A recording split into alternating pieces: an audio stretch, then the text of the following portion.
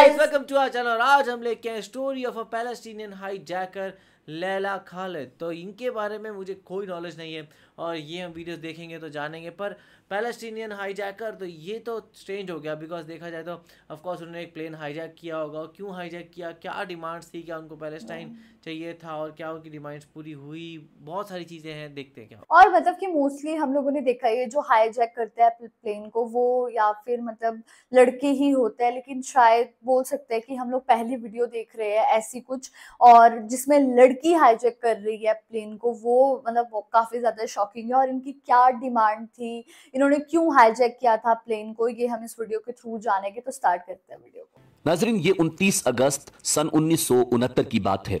सफेद लिबास में मलबूस और सन हैट और सन ग्लासेस पहने हुए एक 25 साला खातून रोम इटली के एयरपोर्ट पर परवाज नंबर TWA 840 की मुंतजिर थी। यार छोटी थी ये, वो अंदर से बहुत घबराई हुई थी।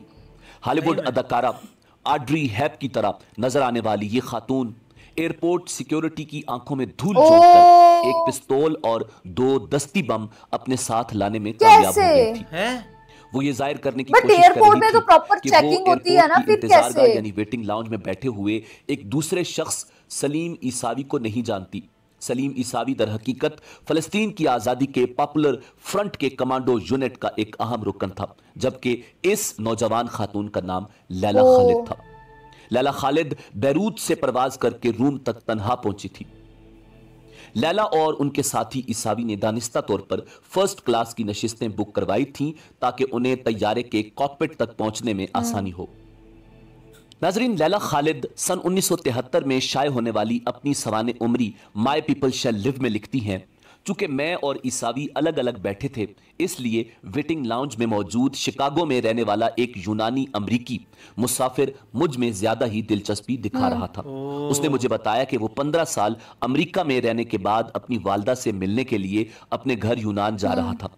एक बार तो मेरे दिल में यह ख्याल आया कि मैं उससे कहूं कि वो ये तैयारा छोड़कर किसी दूसरे तैयारे में सफर कर ले, लेकिन फिर मैंने खुद को रोक लिया। पर इन्होंने किया तैयारे क्यों? के अंदर लैला खालिद और सलीम की सीटें आसपास थीं। एयर होस्टेस ने लैला को कॉफी और ईसावी को बियर पेश की। एयर होस्टेस के बहुत इसरार के बावजूद लैला खालिद ने कुछ नहीं खाया। लैला ने एयर होस्टेस को बताया कि उन्हें ठंड महसूस हो रही है और उनके पेट में दर्द है, लिहाजा उन्हें एक इजाफी कंबल दे दिया जाए।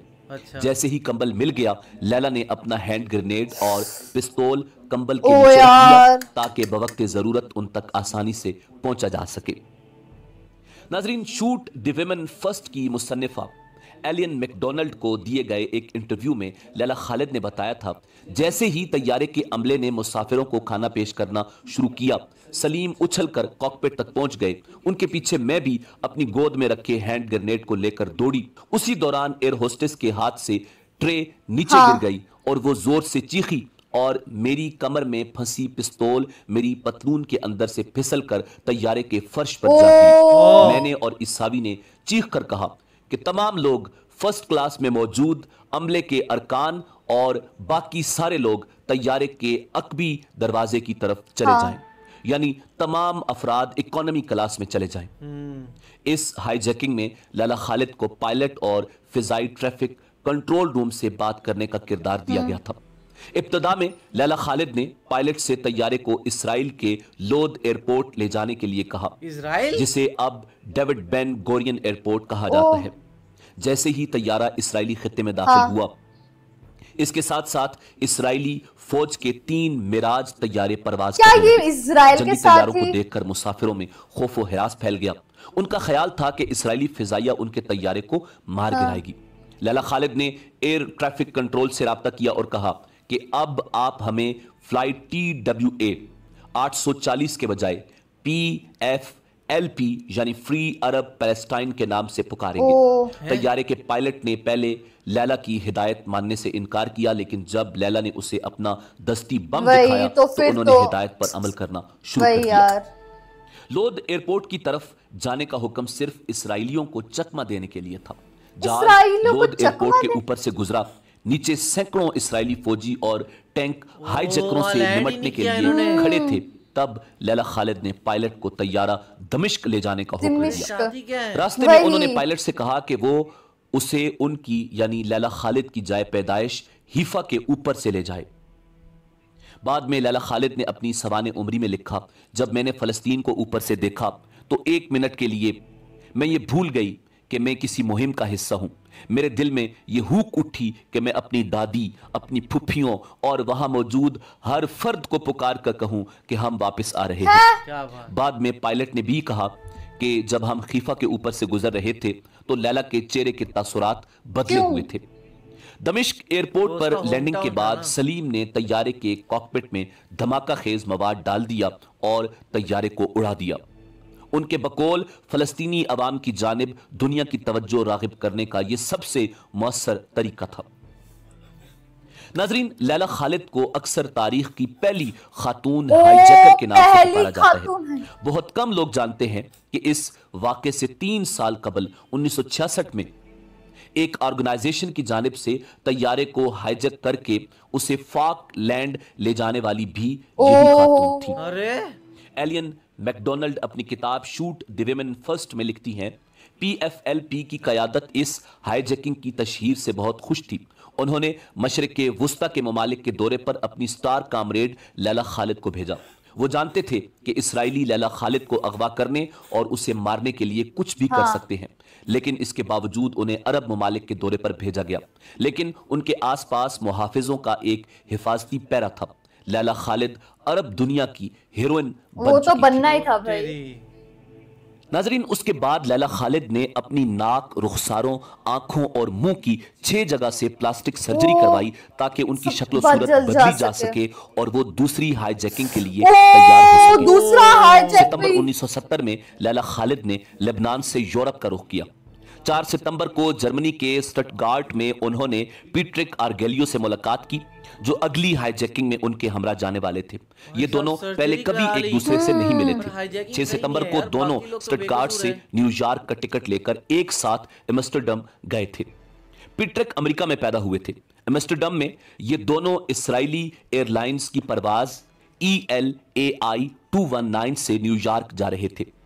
सारा ओरंग अपनी किताब Laila Khalid icon of Palestine liberation में लिखती हैं कि जब ये दोनों तैयारे में सवार हुए तो उन्हें मालूम नहीं था कि उनके 2 साथी जिन्हें इस हाईजैकिंग में उनकी मदद करनी थी, उन्हें इसराइली एयरलाइन के अमले ने नशिस्तें देने से इनकार कर दिया था।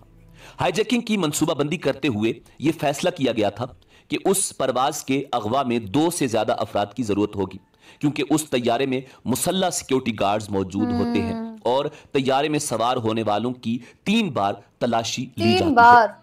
इस बार लैला खालिद और उनके साथी इकोनॉमी क्लास में बैठे थे।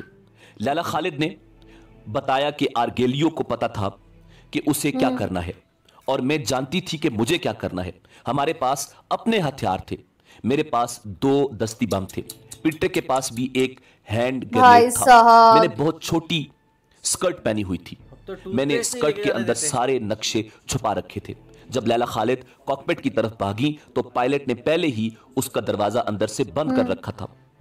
डेविड रा ने अपनी किताब टेरर इन ब्लैक सितंबर में लिखते हैं कि लैला खालिद ने अपनी खुसूसी तौर पर तैयार करदा ब्रा से दोनों दस्ती बम निकाले ही थे कि तैयारे में सवार गार्ड्स ने फायरिंग शुरू कर दी। पीट्रिक ने जवाबी फायरिंग की।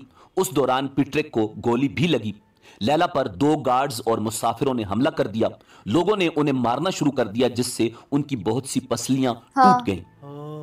उसी दौरान होशियार पायलट ने अचानक तैयारे को नीचे की जानिब मोड़ दिया, जिसकी वजह से लैला खालिद अपना तवाज़न खो बैठी और नीचे गिर पड़ी। मुसाफिरों पर उसका कोई असर नहीं हुआ क्योंकि उन्होंने सीट बेल्ट बांधी हुई थी। तैयारा नुमाया तौर पर नीचे आ गया, जिससे यह इम्कान भी खत्म हो गया कि अगर दस्ती बम फटा तो भी कैबिन में डिप्रेशन नहीं होगा और कम से कम नुकसान होगा। लैला खालिद ने बताया कि आधे घंटे बाद हम खड़े हो गए और मैंने अपने दांतों से हैंड ग्रेनेड की पिन निकालने की कोशिश की। जो ही हम खड़े हुए और चीखे, सिक्योरिटी एहलकारों ने दोबारा फायरिंग शुरू कर दी। मैंने देखा कि कोई हमें कॉकपिट की तरफ नहीं जाने दे रहा। मैंने उनको मुंतबे किया कि मैं 3 तक गिनूंगी, अगर तब तक कॉकपिट का दरवाजा नहीं खोला गया तो मैं जहाज उड़ा दूंगी, लेकिन मैं तैयारा उड़ाना नहीं चाहती थी। उसने दरवाजा नहीं खोला। कुछ लम्हों के बाद किसी ने मेरे सर पर पीछे से वार किया और मैं बेहोश हो गई। लैला खालिद ने अपनी सवाने उंगली में लिखा है कि मैंने देखा कि खून से लथपथ आर्गेलियो की कमर पर एक गार्ड ने खड़े होकर 4 गोलियां दागी। जख्मी मार्शल की हालत पर तशवीश की वजह से ELAI के पायलट ने लंदन में हंगामी लैंडिंग की। कुछ ही लम्हों में एक और तैयारा लंदन के हैथ्रो हवाई अड्डे से रवाना होने वाला था।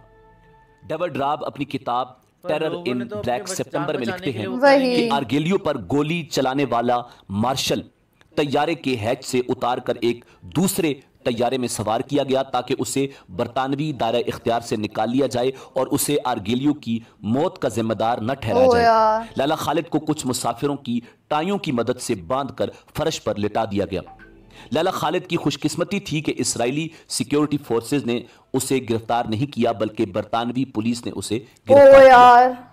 जैसे ही तैयारा लैंड हुआ, पैट्रिक आर्गेलियो की लाश को एम्बुलेंस में मुंतकिल किया गया। लैला खालिद अपनी सवाने उम्री माय पीपल शैल लिव में लिखती हैं कि मैंने सिक्योरिटी एहलकारों से दरखास्त की कि वो मेरे हाथ खोल दें। मैंने पैट्रिक के जिस्म के पास खड़ी होकर उसका हाथ थाम लिया। मैंने उसके जख्मों का जायजा लिया और दोस्ती के जज्बे से मगलूब होकर होंठों को चूमा और फिर मैं रो पड़ी। ये मेरे लिए बहुत अफसोसनाक लम्हा था, क्योंकि मैं ये सोच भी नहीं सकती थी कि वो मर जाएगा, क्योंकि ये हमारी लड़ाई थी, वो तो हमारी मदद करने आया था। लैला खालिद को लंदन के एलिंग पुलिस स्टेशन ले जाया गया, जहां अगले कुछ दिनों तक चीफ सुपरिटेंडेंट डेविड प्रियो ने उनसे कुछ पूछगछ की। लैला के साथ जेल में अच्छा सलूक हुआ। कुछ खवातीन पुलिस एहलकार उनके साथ टेबल टेनिस भी खेलती रही। लैला ने पढ़ने के लिए कुछ मवाद तलब किया। जब उन्हें कुछ खवातीन के रिसाले पढ़ने के लिए दिए गए तो वो नाराज हो गई और लेने से इनकार कर दिया। फिर उन्हें अखबारात दस्तयाब कराए गए। लैला को नहाने के लिए स्टेशन चीफ का बाथरूम दिया गया। उनके लिए साफ कपड़े और तौलिए लाए गए। जब एक खातून गार्ड को उनके कमरे में बिठाने की कोशिश की गई तो लैला ने गुस्से से जवाब दिया, मैं खुद को नहीं मारूंगी, मुझे अभी और भी बहुत सी मुहिम्मात में हिस्सा लेना है। जब लैला खालिद ने अपनी ख्वाहिश का इजहार किया कि वो कुछ देर के लिए खुली हवा में सांस लेना चाहती हैं, तो उन्हें जेल की ऊंची मंजिल पर ले जाया गया और खिड़कियां खोल दी गईं ताकि वो ताज़ा हवा ले सकें। उन्हें रोजाना 6 रोथमैन सिगरेट पीने की इजाजत थी। मुतअद्दिद बार पुलिस एहलकारों ने उन्हें 6 से ज्यादा सिगरेट भी फराहम किए। लैला खालिद से पूछगछ के दौरान डेविड प्रियो ने उन्हें बताया कि ELAI के अलावा स्विस एयर, TWA, पानाम और बरतानवी तैयारे को भी अगवा किया गया है। ये सुनते ही लैला खालिद ने कहा कि ब्रिटिश एयर के तैयारे को अगवा करने का कोई मंसूबा हमारे पास नहीं।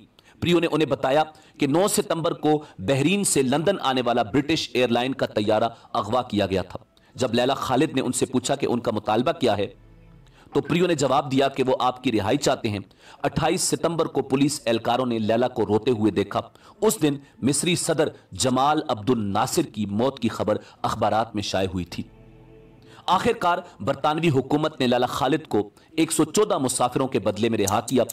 24 दिनों तक बरतानवी जेल में रहने के बाद 1 अक्टूबर को रॉयल एयरफोर्स का एक तैयारा लैला खालिद को लेकर कायरा के लिए रवाना हो गया। उससे कबल 12 सितंबर को अगवा किए गए तमाम तैयारों को डासन फील्ड में बारूद से उड़ा दिया गया। नाजरीन, हाईजैकिंग के उन तमाम वाकयात के बाद एक मर्तबा लैला खालिद से पूछा गया कि आपने जो कुछ किया इस पर आपको अफसोस है? लैला ने जवाब दिया, किस बात का अफसोस? बिल्कुल भी नहीं। फिर पूछा गया, आपकी वजह से जहाजों में सवार सैकड़ों मुसाफिर दहशत ज़दा हुए और उन्हें ज़हनी सदमा पहुंचा और तैयारे का अमला भी बुरी तरह जख्मी हुआ। लैला खालिद ने जवाब दिया, मैं माफ़ी मांग सकती हूं कि उन्हें सदमा पहुंचा, लेकिन वो महफूज रहे। इन कार्रवाइयों का मकसद उनको तकलीफ देना नहीं था। आपको यह भी देखना चाहिए कि बहैसियत इंसान हमें और हमारे इंसानी हुकूक को भी नज़रअंदाज किया गया है।